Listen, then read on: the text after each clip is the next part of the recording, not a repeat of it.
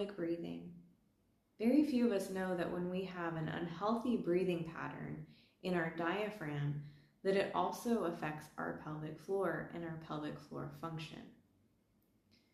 So today's practice of pelvic breathing is going to teach you how to breathe so that you are breathing with your pelvic floor. The diaphragm is an upside down U under your ribs, and the pelvic floor is a right side up U at the pelvic floor between the sits bones and the pubic bone and the tailbone. And those two diaphragms are meant to or intended to breathe together, almost as if a jellyfish is moving through water. It has to kind of contract and release, contract and release. When we have very shallow breathing or we're breathing more into our chest, it is difficult for those breathing patterns to function correctly. So we might end up with a tight pelvic floor. So let's practice pelvic breathing together. As you take a comfortable seat, roll your pelvis slightly forward so you feel grounded through your sits bones and your tailbone and your pubic bone.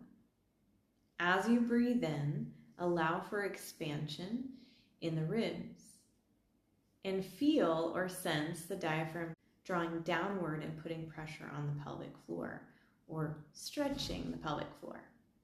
As you breathe out, feel the pelvic floor slightly draw back in with the diaphragm. Breathing in, diaphragm presses down, the abdominal organs press into the pelvic floor.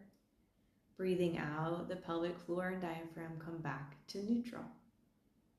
Breathe in and breathe out. Even if you can't feel your pelvic floor moving or your diaphragm moving with your breath, can you sense that movement of expansion or stretching and release?